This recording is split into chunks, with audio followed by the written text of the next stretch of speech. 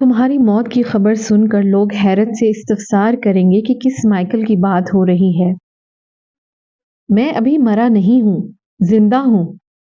Mister Michael तल्ख हो गए।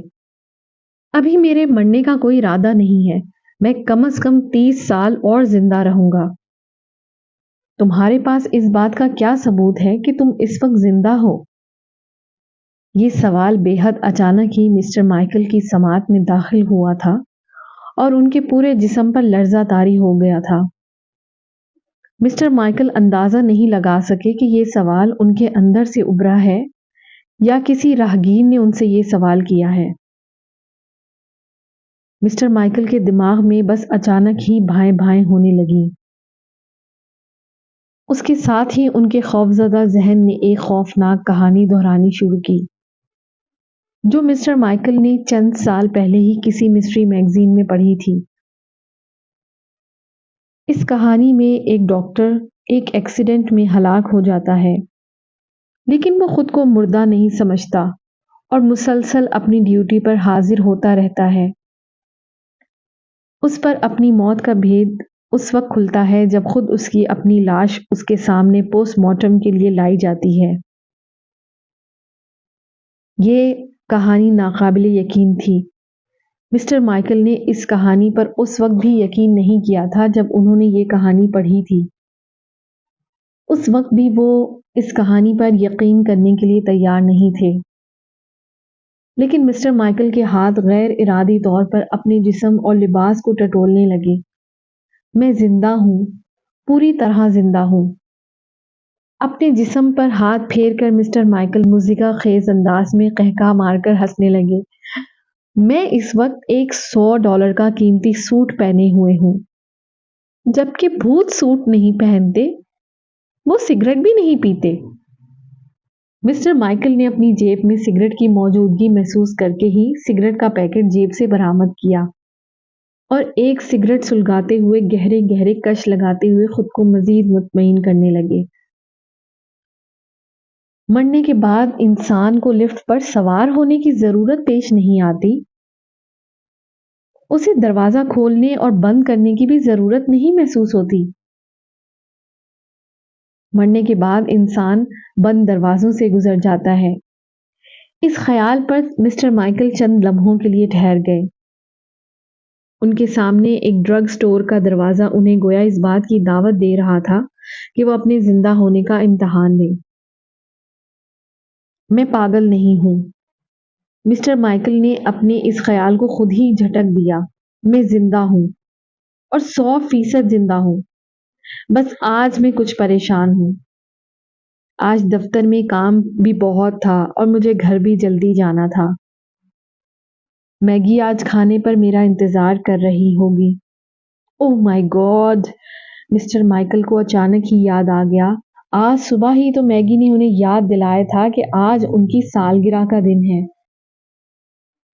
अपनी पैदाइश का दिन याद आ जाने के बावजूद मिस्टर माइकल गैर इरादी तौर पर अपने जिंदा होने या ना होने का तयन करने लगे। ड्रग स्टोर में दाखिल हो गए। दुकान में कदरे रश था, लेकिन किसी ने मिस्टर माइकल की तरफ तवज्जो नहीं दी। मिस्टर माइकल चंद लम्हों के लिए परेशान से हुए थे, मगर फिर उन्हें याद आया कि इस स्टोर का एक सेल्समैन उन्हें काफी मुद्दत से जानता है। जैक! मिस्टर माइकल ने सेल्समैन को आवाज दी। मुझे कैम्बल का एक पैकेट दो। Yes sir. मिस्टर माइकल की तवक्को के बरखिलाफ जैक ने ये सवाल किए बगैर कि वो सिगार नहीं पीते, सिगार का एक पैकेट उठाकर उनके सामने रखा। मिस्टर माइकल के हाथ से $10 का नोट पकड़ा और सिगार के पैकेट की कीमत काट कर बाकी रकम मिस्टर माइकल के सामने काउंटर पर रख कर अपने दूसरे ग्राहकों के साथ मसरूफ हो गया। मिस्टर माइकल मायूसी के आलम में स्टोर से बाहर आ गए। देखा तुमने? उनके अंदर से किसी ने कहका लगाया।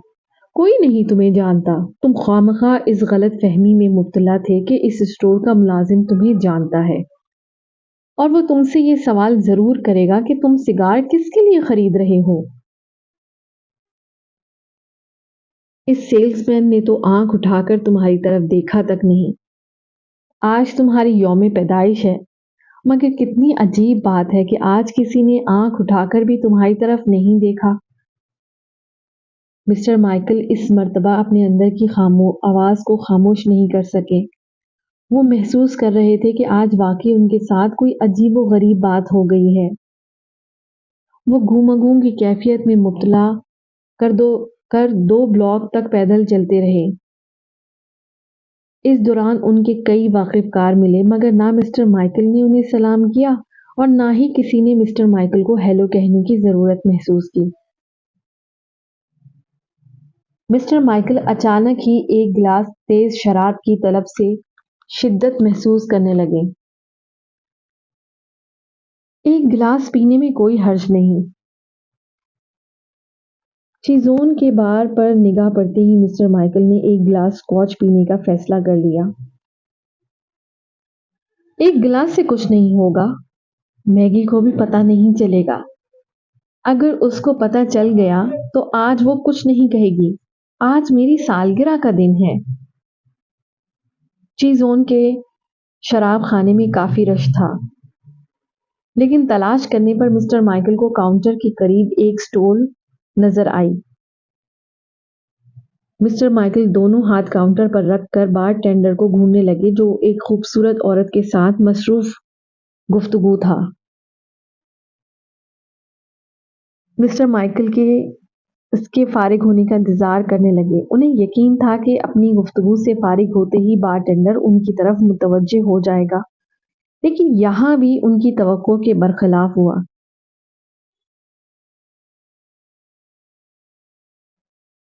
بار ٹینڈر عورت سے فارغ ہو کر دیر تک کاؤنٹر پر کپڑا مارتا رہا اور گلاس صاف کرتا رہا، حتیٰ کہ کاؤنٹر کا فرش چمکنے لگا اور مسٹر مائیکل کو چمکتے فرش میں بار ٹینڈر کا چہرہ نظر آنے لگا۔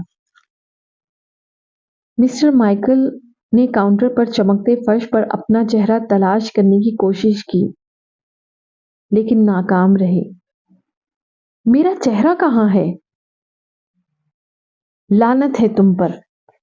مسٹر مائیکل نے اچانک ہی غصے میں بھڑک کر بار ٹینڈر کو مخاطب کیا اور اسے حیران اور پریشان چھوڑ کر باہر آ گئے۔ میں کسی دوسرے شراب خانے میں جا کر پی لوں گا۔ تمہارا چہرہ چمکتے کاؤنٹر پر کے فرش پر نظر کیوں نہیں آیا؟ مسٹر مائیکل کے اندر آواز اس مرتبہ انہیں خوفزدہ کرنے لگی۔ اس کاؤنٹر پر بار ٹینڈر کا چہرہ تمہیں نظر آ رہا تھا، بہت آسان سی وجہ ہے۔ مسٹر مائیکل مسکرا دیے۔ کاؤنٹر بالکل ہموار تھا۔ اگر میری جگہ بار ٹینڈر ہوتا تو اس کے ساتھ بھی یہی ہوتا۔ اسے میرا چہرہ کاؤنٹر کی چمکتی سطح پر نظر آتا اور وہ اپنا چہرہ دیکھنے سے محروم رہتا۔ کیا یہ نہیں ہو سکتا کہ تم واقعی مر گئے ہو؟ مسٹر مائیکل کی سماعت میں جیسے کسی نے سرگوشی کی۔ مرنا کوئی عجیب بات تو نہیں ہے، لوگ مرتے ہی ہیں، ہو سکتا ہے تم بھی۔ بکواس بند کرو۔ مسٹر مائیکل نے بڑبڑاتے ہوئے ایک سگریٹ سلگایا اور لائبریری بلڈنگ تک ٹہلتے چلے گئے۔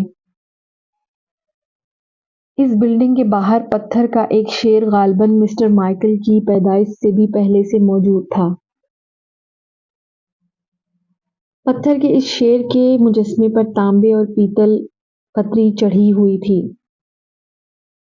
مسٹر مائیکل اپنے بچپن میں کئی بار اس شیر کے مجسمے پر چڑھے تھے، لیکن اب ایک مدت سے انہوں نے اس مجسمے کی طرف دیکھنا چھوڑ دیا تھا، اور اس کی وجہ اس کے علاوہ کچھ اور نہیں تھی کہ اس مجسمے کی طرف دیکھنے سے ان کے اندر ایک بار پھر اس پر سوار ہونے کی خواہش مچلنے لگی تھی، اور مسٹر مائیکل ہر بار اپنی عمر کا خیال کرتے ہوئے اپنے اندر کی اس بچکانہ خواہش کو کچل دیتے تھے۔